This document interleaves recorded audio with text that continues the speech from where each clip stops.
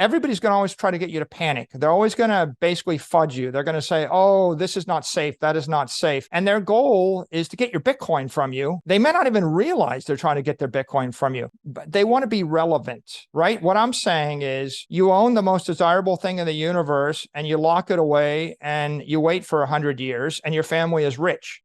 Have you ever had the desire to just say, it and pursue your dreams like this guy? You're late to work, who gives a fuck? It's your life, bitch! Fuck you, boss, I'm late! I'm late! I'm late! I'm late! I'm late! That was freaking incredible. But you can, and it's not with real estate, shitcoins, fiat, any of that. It's a very simple strategy and the road to success, the road to victory, baby. May not get a Super Bowl ring, but hey, a whole coin ain't bad. I know you're out there and you want to win too. We got a lot to cover. Let's get it.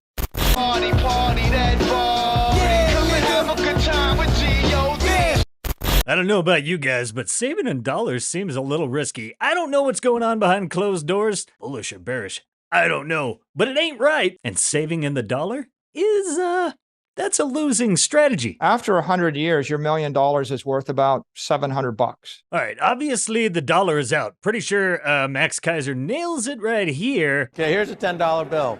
This is garbage. This is garbage. Your people in South Africa, you have your rand, right? That's going to zero. That's going to zero.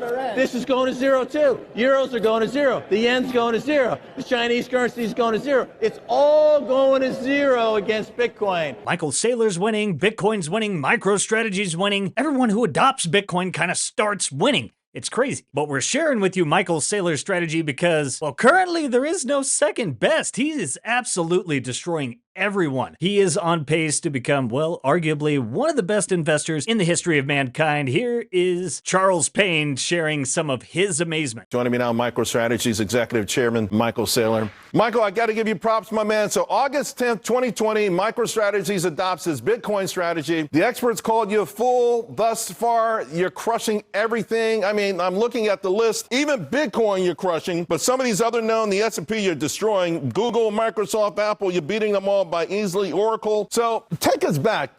Take us back to when you made this decision. You knew you would be ridiculed. Why did you do it? Now, one thing, I didn't notice this. We played this before, but for some people, it might be good to get a reminder on, this is Michael Saylor. This is no slouch. The guy continues to win. And when you see people winning, it's good to adopt what they do. Kind of like that 80-20 rule. Do you want to be like the 80% of losers or the 20% of people winning? But I love this. And this is what Payne displayed before starting his conversation with Saylor. They all laughed at Columbus when he said the world was round. They all laughed when Edison recorded sound. They all laughed at Wilbur and his brother when they said that man could fly. You know, at the end of the day, it's the same old cry. Doubt you, hate you, laugh at you, but they can't stop an idea whose time has come. Especially those of you who think your shitcoin's the next Bitcoin or that there's some second best. Well, GigaChad's got some bad news for you guys. Bitcoin is property. Ethereum, everything else in the crypto ecosystem, likely they're all securities, right? Why are they securities? They're controlled by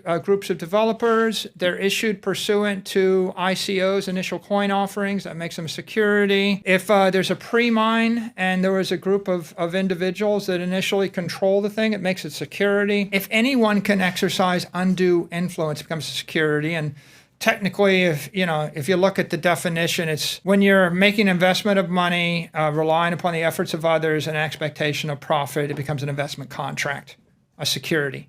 They're committing securities fraud. Ethereum included. Of course, especially Ethereum. You know, Ethereum's got $20 billion of ETH token locked up in the staking contract right now, and there's a couple of people that may or may not give it back to you ever. Oh, but what about BlackRock and their Spot Bitcoin ETF? I can just buy that and that'll be fine. Wrong! Bitcoin ETF fees do not look good for you. Bitcoin ETF fees may leave you with only 54% of your Bitcoin after 30 years. We're looking toward the future, not to the right here, right now. It's about time preference. That's what Saylor is saying. Being able to look forward into the future 2-3 generations is such a great benefit. So look at this, year 30. If you have Bitcoin in self-custody, you have 100% of that Bitcoin. The ETF, 73.97%, and IFA account keeps 54.55%. Year 40, self-custody, 100%. ETF holds 67%, and the IFA account keeps 45%. Self self-custody is the revolution. So basically, guys, the Spot Bitcoin ETF is a scam. So while the Spot Bitcoin ETF might be bullish for Bitcoin's price in the short term, long term, you're just pumping BlackRock and Larry Fink's bags. Not your keys, not your cheese. You need help self-custodying your coin, getting it off exchanges. We got just the guys to get you taken care of. It's to reap the reward of Bitcoin and all it has to offer, you have to take self-custody. That is the revolution. And Simply Bitcoin Originals are powered by the Bitcoin Way. And the Bitcoin Way, as your dedicated Bitcoin IT team, they're here to guide you from start to finish on your journey to properly self-custody your Bitcoin. They've recently introduced a 100% privacy-focused collaborative custody service. With that, you can benefit from advanced multi-sig security, inheritance planning, and much more while remaining 100% in control. Looking to get started? Book a free 30-minute call using that link below. Well, if you're still out there and you think there's a second best, that's right. Shame on you. And don't miss out on the opportunity of a lifetime. Michael Saylor breaks it down here. You know why there's not going to be another one? Well, why haven't the railroads changed? Do you understand how that works? How infrastructure and these things, these pathways built over time, major systems that become ingrained into society, they become mainstream. The interstate systems, electricity. Michael Saylor called the cell phone and those things right out of the gate with Apple. And he's definitely, well, maybe not an early adopter when it comes to Wall Street. No one has shown more conviction in arguably anything than Michael Saylor. Remember that guy in the intro again? Gonna fire me, there's no one else here, bitch. Late, I'm late, I'm late, I'm late. Yeah, that guy, Jesus. That's my spirit animal right there. But hey, Michael Saylor has even told you the benefits of Bitcoin are so incredible. At the end of the day, you gotta ask yourself, do you want some fuck you money or not? Give me an example of something you can own $100 million of where you can take personal custody of it and where you can actually move it anywhere on earth and where even if I hold a gun to your head, I can't take it from you. And the only thing we've ever figured out that you can do that with is Bitcoin. And so Bitcoin is like, it keeps everybody honest. The optionality to do this means that all you got to do is find one bank in Singapore that'll treat you better than the bank in New York or London or Tokyo. And then you can move it in a half an hour for $5. And what happens next? The bank in New York thinks, well, I guess we can't screw these guys over because they'll just move it to Singapore. And the guys in California say, well, I can't just tax all the Bitcoin in California. It'll move to Wyoming. It'll move to Singapore. It'll move to Malta. And at the end of the day, you can tell everybody go fuck themselves. You can put it in your head, memorize the freaking key, right? And it's here. And then, the classic Bitcoiner response is, oh, yeah, my Bitcoin, I lost it in a boating accident. You ever heard that phrase? It's kind of a trope, but what it means is at the end of the day, if you push me too far, I lost it. It's gone. Sorry. You're right. Tax that. And always take a look at who's attacking what and why are they attacking it. We know why Liz and the crypto army are out here trying to attack Bitcoin. They hate freedom. They love the bankers. They do not care about their constituents and they don't care about you. They care about who lines their pockets. And history's not going to look back very kindly on these jackwagons. If I buy Bitcoin, am I buying a share of stock or am I buying a pork belly or am I buying euros? What am I buying? Are you buying air? That's it. It's a bet on whether this thing, this ephemeral token, will become more valuable or less valuable. At the end of the day, with platinum, there's actually a thing, right? With Bitcoin, there's no thing that backs it up. Bitcoin is the dematerialization of property. We're sucking the value out of gold and real estate and other property assets and collectibles and art. We're putting them on a blockchain. We're giving it to the people. If you want to give music to 5 billion people, you got to take the music out of the CDs. And if you want to give books and education to 5 billion people, you have to take the words out of the book. It's 1,000,000 times more efficient than hauling your property around on your back. And if you want to give property rights to 5 billion people, you need Bitcoin to do it. Oh yeah, and one more thing, Elizabeth Warren. Nico said this best the other day. You leave our toasters alone.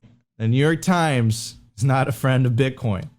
What I gotta say to the New York Times is leave my fucking toasters alone. Because that's essentially what Bitcoin miners are. They're toasters. That's what they do. You plug them into the wall. They're plugged into the internet, right? And they release hot air. Tune into Simply Bitcoin. Arm yourself with the facts so that when Uncle Jim or Uncle Scott says like, yo, This is Bitcoin shit. It's boiling the oceans. The Chinese are using it to take over the world. You're going to be like, bro, it's literally a fucking toaster. Leave my toasters alone, New York Times. Guys, fiat and clown world, that goose is cooked. You don't want to go down with the ship. The reason that conventional assets like real estate and like stocks, the reason they can't beat Bitcoin is they can't get away from the risk and the liability of having human beings operating a physical property in the real world, because lightning strikes in the real world and governments act in the real world. So Bitcoin is, in my opinion, over 100 years, theoretically in the long run, it's like a 14% versus a 7% monetary inflation rate. But the difference between 14% and 7% is the difference between your $1 million becoming $1 billion. At 14%, your $1 million becomes $1 billion of purchasing power, right? And at 7%, your $1 million stays $1 million, right? Do you want to double 10 times in a row? That's 14 versus 7. Or do you want to basically break even 10 times in a row every decade? So how do you become a Bitcoin millionaire? It's simple. You stay the course. You dollar cost average, you stay consistent, and you win. It's so wild because of how complex the financial system has been, how we grew up in it to accept something so simple. But when you have the hardest, soundest money ever to exist, ever to be discovered, it really does make things quite simple. And to those detractors, the New York Times, Elizabeth Warren, GigaChat has a special message for you. And if that's the case, then why would you ever watch their television show? Why would you ever give them your money? Why would you ever pay them a commission? Why would you give them a 2% management fee and a 20% participation? Why would you buy their altcoin? Why would you buy their stock? Why would you hire them to give you advice? Why would you read their writing? Why would you listen to their videos? Like, you don't really need to do any of that if you just buy Bitcoin and hold it.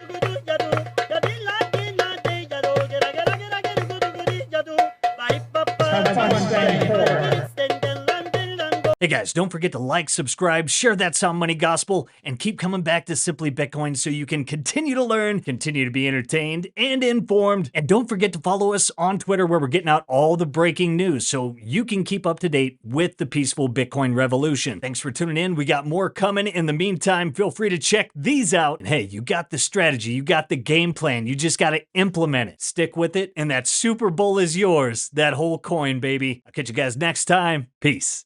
If you prefer to go down with the ship, fuck you.